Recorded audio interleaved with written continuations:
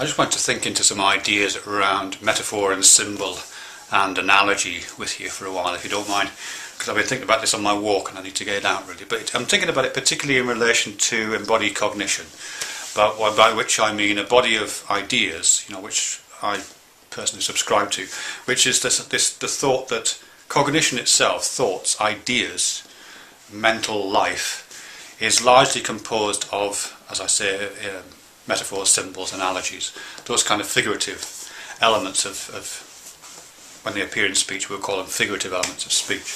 And there's quite a lot of evidence that that's the case, that a lot of our thinking is done through analogy, through metaphor, through symbol.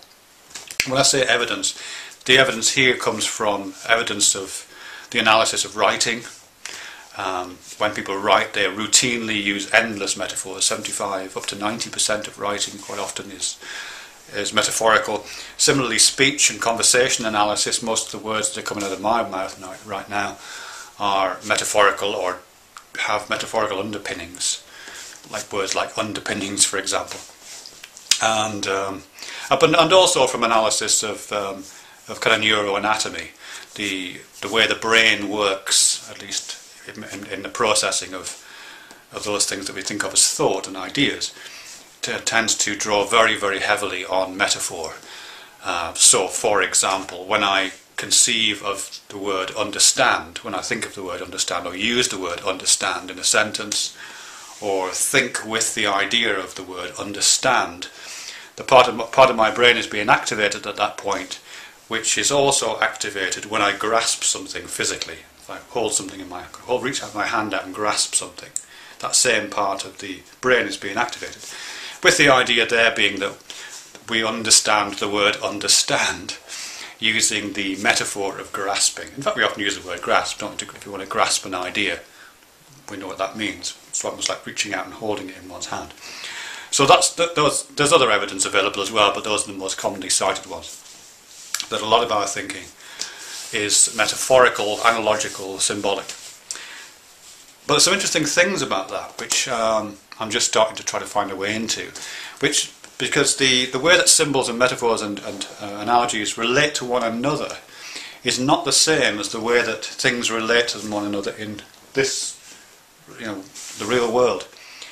Things relate to one another in the real world through kind of physical relations like causality. We might not know exactly what causality is, but we understand it when we see it, that causes have effects, and you can trace the line of cause and effect.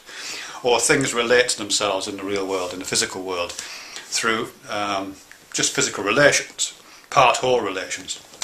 The cup on this coffee cup is part of the overall cup, yes? There's a part-whole relation. And there's a physical relation between the elements of this thing. So there's all these kind of relationships in the physical world which give form to the physical world. But in terms of the cognitive operations of metaphor and the cognitive properties of the kind of thinking which is driven by metaphor and analogy and symbol, it doesn't just necessarily work like that. The dominant mode of connection in that sense is correspondence, which barely operates at all now in the real world, or is not recognised as operating in the real world, I should say. It used to. Older versions of kind of pre-scientific thought, magical thinking, for example, a lot of wishful thinking, draws on correspondence. But and mystical thinking still kind of draws on correspondence.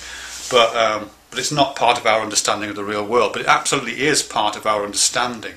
The brain works via metaphor, analogy and symbol through correspondences and sets up correspondences constantly in order to help us to understand things. And we understand things through the setting up of those correspondences. Okay, a couple of examples. Okay, I'll set up one that's in the literature. I'm just looking across here because I'm trying to remember which book it's in. Okay, it's in one of George Lakoff's books. George Lakoff is one of the key players in this area. He's written thousands and thousands of words on it, and every one of them is really well chosen. But this is one of his books called Women, Fire and Dangerous Things. It's quite an old book now, but it's it's still very vibrant. Women, Fire and Dangerous Things, which is one of the best titles for a book. And I think it's in that one that he talks about. This is not an uncontroversial idea, by the way. So you may think, oh, that can't be true. But hear it out. He talks about the metaphors that appear in the language and understanding around male sexuality.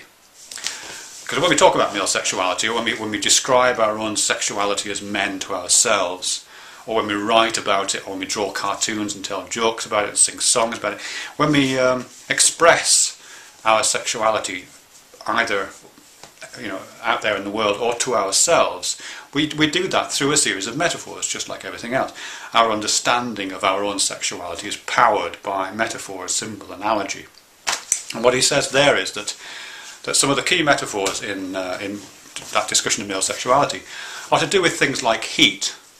So we might, or force, or pressure, or containment.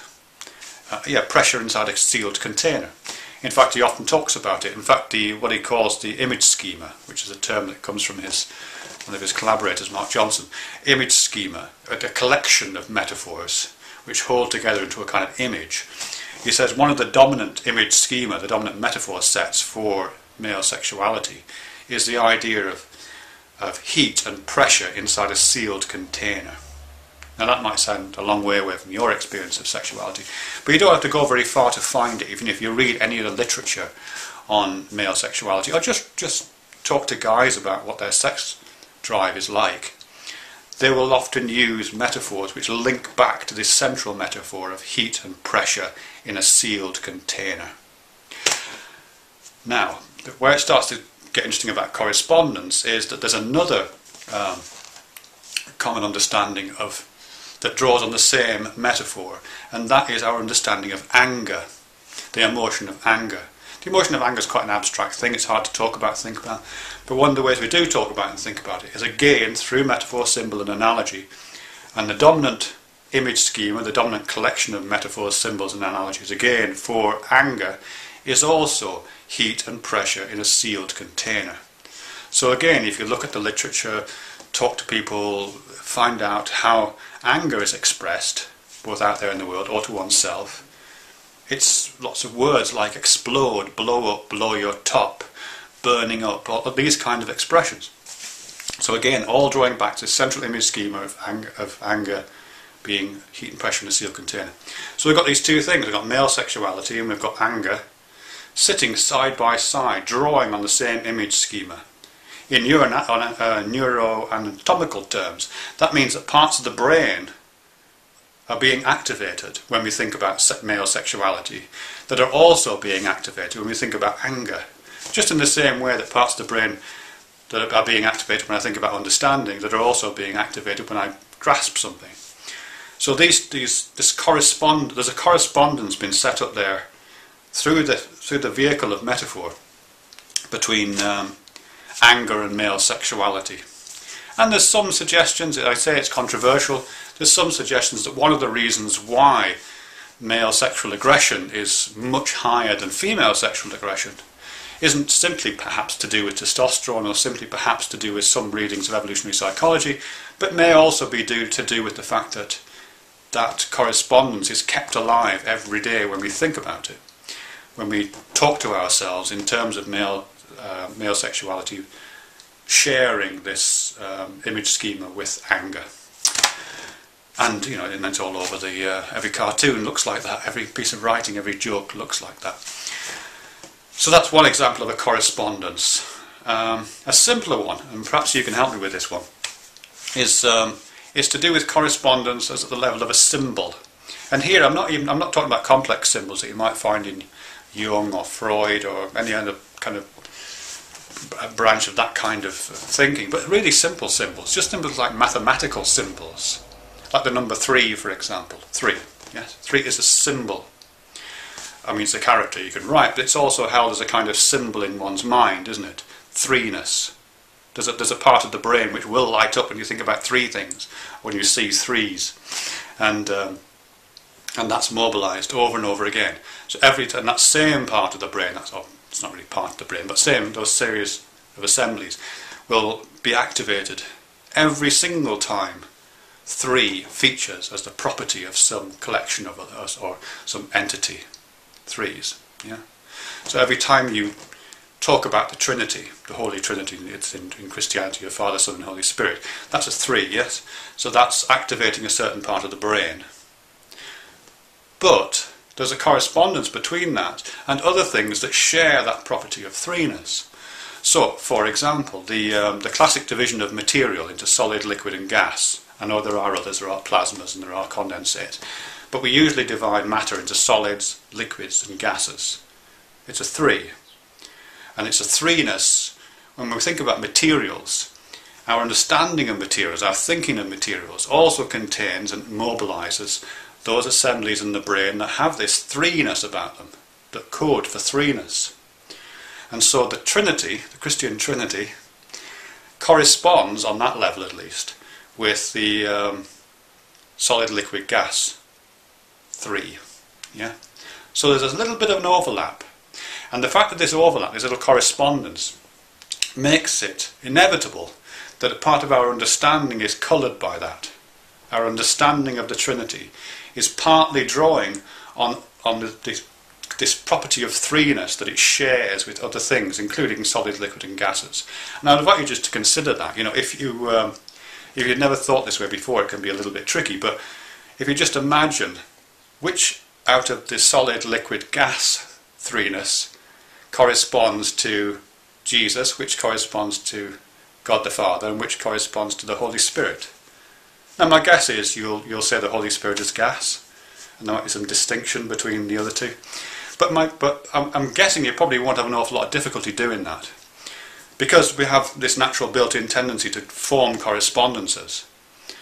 And sometimes, I say, those correspondences can lead to incorrect thinking, so you can lead to magical thinking, and some of the more foolish ends of mysticism take those correspondences far too seriously, and they lead to sillinesses like the doctrine of signatures, which is an old version of medicinal practice, which relied entirely on correspondences.